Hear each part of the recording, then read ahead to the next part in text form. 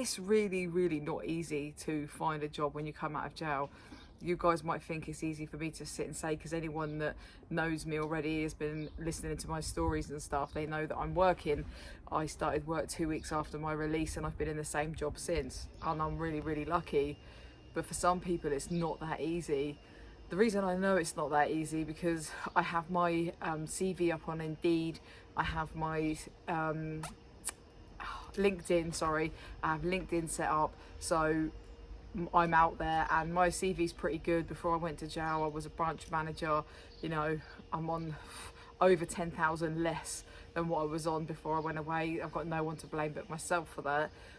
But my point is this: I'm on a really, really low paid job, but at the end of the day, it's a job. I'm trying my best. So I've put that out there because in the beginning I wanted different money. I knew I was capable of more. I have had so many people reach out to me about a job, and literally the first 10 people, straight away, you know, I replied. I goes, look, you know, I'm going to be honest with you, I've not long come out of jail. I explained my situation a little bit, and you know what, at the end of it, I turned around and said, you know, I understand if I am no longer suitable for this role. You know, thank you for taking the time to read my message.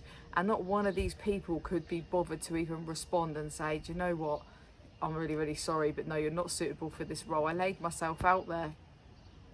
And I remember one company, they kept messaging me, and you know, and after the third message, I sent a message to her, and I said to her, look, this is a situation, I'm actually sick of explaining myself and just being ignored. You know, fair enough, you don't want to take on an ex-prisoner. I totally understand that. There's a massive trust issue there, but everybody deserves a second chance. And I said to her, I'm so sick of people not responding to me that I kind of like just ignored you on purpose. And I explained everything, and she was so nice. She kept ringing me. She was basically someone that worked for a recruitment company, and she got in contact with these people, and they actually wanted to interview me, you know. So my point is, just don't give up, because there are people out there that will take you on, that you will keep getting knockbacks. I didn't go forward with this job, you know, it was quite a few grand more, but it was the same sort of thing that I was doing. So for me, in my head, I wanted to go back into management or totally change. You know, it being in the industry I'm in, I don't want it anymore unless I'm in a management role. So I kind of ignored it. And then I had another guy, he was a recruitment agency as well, a really nice guy, and it was for either a management role or a assistant manager role for a storage company. And you know, I was really honest with him straight away. He was so lovely. He was ringing me. He goes, look, you know, he goes, that's such a big thing that you coming out and being honest. He said, like, I'm gonna put it to him. And a couple of weeks later, he's like, I'm really sorry that I never got back to you. He said, basically, I wanted it to be the right time. He said the guy didn't shut it down. He said, but you know, his issue was people hide drugs in a storage unit. So you know, I kind of got it and I understood. But I explained to him, you know, like it's hard for me to come out. And he said, let me give you a bit of advice, which I'm then going to share with you guys. He said, what you've done is the best thing you could have done. He said, had I been an owner of a company and I'd spoke to you, and had we got to the interview stage, he said, and then after the interview you told me, he said, I wouldn't have even contacted you again. He said, always tell the truth. He said, what you've done is the best thing. He goes, it shows that you're honest, that you're trustworthy. He said, and then we can make that decision and go forward from there. Now he has kept my details. He still emails me loads of jobs. I continuously get job offers, you know, not job offers, but like, yeah, offers for jobs, but obviously they're not saying that I can have them, you know, sort of go forward for an interview and stuff like that. So you can get work. Literally, you've just got to stay positive. You've just got to not give up. You know, you're gonna hit people, and you've got to respect that at the end of the day. You know, when people haven't been to prison and they haven't got an understanding of what it's like, you kind of have that judgment. So you can understand that they don't want a criminal working in their company and stuff like that, or an ex-criminal, should I say.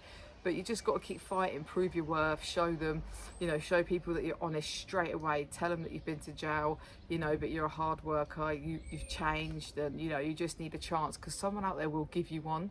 There's a lot of companies out there as well. If you've come from prison, if you've been in one that do the working rules, you must know there's a lot of companies that take on girls or boys that go out and do rottles. So I know Timpson's is a massive one for recruiting ex-prisoners and also taking on girls whilst they're still in jail.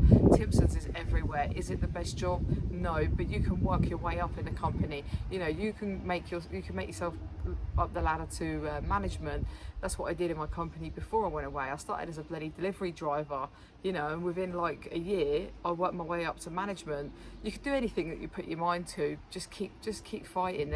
There's loads of places, but like I said, just be honest, just keep fighting and don't give up. So for me to try and find a job, it is not that easy. If I want to go and change, it's not going to be that easy for me, even though I've been out. I mean, the only good thing now is I've been working since I've got out, so that sort of stands in my favour. I've proved myself, but people are judgmental, and you, like I said, you've just got to stay strong.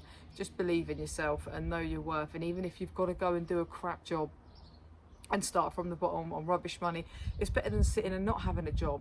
I mean, in my branch, we're continuously looking for people. My boss has been to jail, so he's a manager. He takes on anybody that's been to prison. So that's a motoring factory, you know. You could be a driver, a warehouse person. As it stands now, we're looking for somebody in the warehouse.